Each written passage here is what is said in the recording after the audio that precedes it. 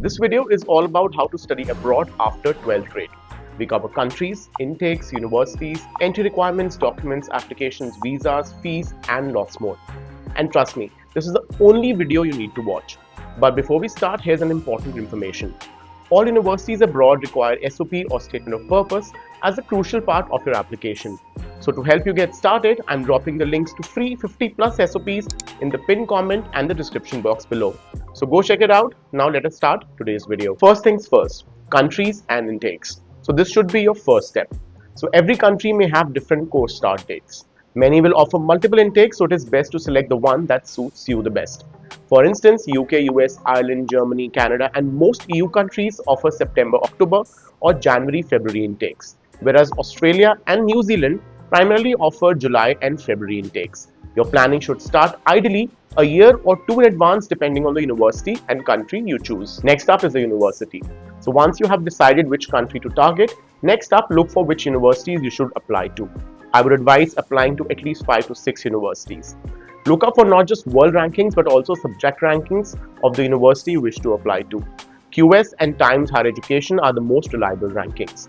One thing to keep in mind when applying is to divide your shortlist into 3 categories: aspirational, reach, and safe.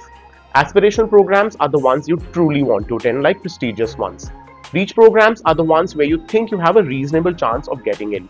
Safe programs are the one where you know that you'll definitely get in. Now let's look at entry requirements. Entry requirements will vary as per the country, university, and the field of study. So their general rule is top universities will look at least 85 to 90% in 12th grade, while others may accept you with a 60 to 65% as well. The degree you want to pursue should be relevant to subjects you have chosen in your school. However, many universities are also open to students wanting to switch fields. So this will be listed on their websites. Apart from that, many universities may also want you to have studied subjects such as math or science at school, so do check that as well. Then comes the English language requirements. IELTS, TOEFL, and PTE are the 3 tests accepted by mostly all universities. But now Duolingo is also being accepted. Requirements will vary as per the course, but a 6.5 overall with a 6 in each in IELTS and equivalent scores in other tests should be good to go.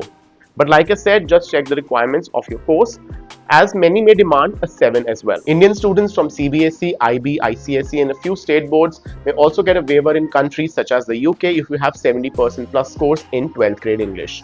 Here do note that many countries such as Germany, Italy, France, etc. you may need to have proficiency of the local language, as most bachelor's degrees are not offered in English. But this is also changing and many courses are now being delivered in English as well. And last, there are additional tests. US universities will look for SAT or ACT scores. Law students may have to appear for LNAT or LSAT. Medical students will have to sit UCAT or BMAT. And certain prestigious universities may have additional tests recommended, so check detailed entry requirement. Now let's discuss documentation. 12th grade mark sheets, language test scores. Other test scores such as SAT, Statement of Purpose, and recommendation letters from school is something most universities will ask for. If you're still pursuing class 12, provisional certificates and mark sheets are also accepted. For creative courses, portfolio is needed. Here I would like to add some important information. Top universities don't just look at your academics but also extracurricular activities. So if you're aiming for an Oxford or a Harvard, make sure you start building your credentials while you are in school. They massively help. And now we come to the most important part, that is applications. And like I said earlier, start at least a year and 2 in advance. Application process starts at least a year before the intake. That means if you're targeting September 2026 intake, applications will start in September 25, so plan ahead. Deadlines also vary, but to be on the safer side, apply at least 5 to 6 months before the course actually starts. This applies to all countries. Then comes the application process. The process is entirely online, wherein you go to university website, create an account, add information, upload documents, pay an application fee if needed, and submit.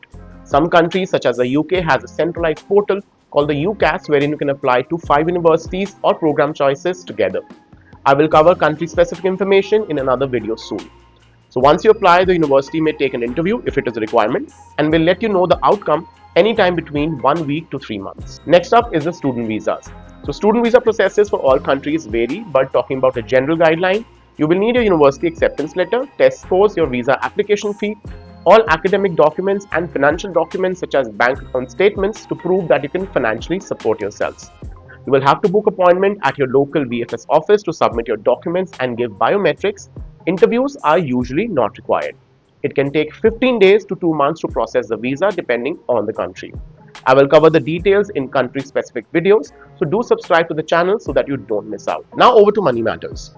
Beginning with the tuition fee, expect to spend anywhere between 10 lakh rupees to 30 lakh rupees a year for a bachelor's degree depending on the country, program and the university. Top ranking universities, lab-based courses and courses in medicine are usually on the higher side. Some countries like Germany can be exception where tuition fee at public universities is next to zero. Living costs will vary from 10 to 20 lakh rupees a year depending on the country. Most countries will also offer scholarships that can range from 4 to 5 lakh rupees to full tuition fees. One can also work part-time 20 to 25 hours a week during term time and 40 hours during vacation in most countries. That will help you in your living cost. I hope this video gives you a good head start in starting your research. I'll be posting country specific videos moving forward each week, so do subscribe to the channel so that you don't miss out. Also, don't forget to download 50 plus free SOPs from the pinned comments or description. Let's meet in the next video.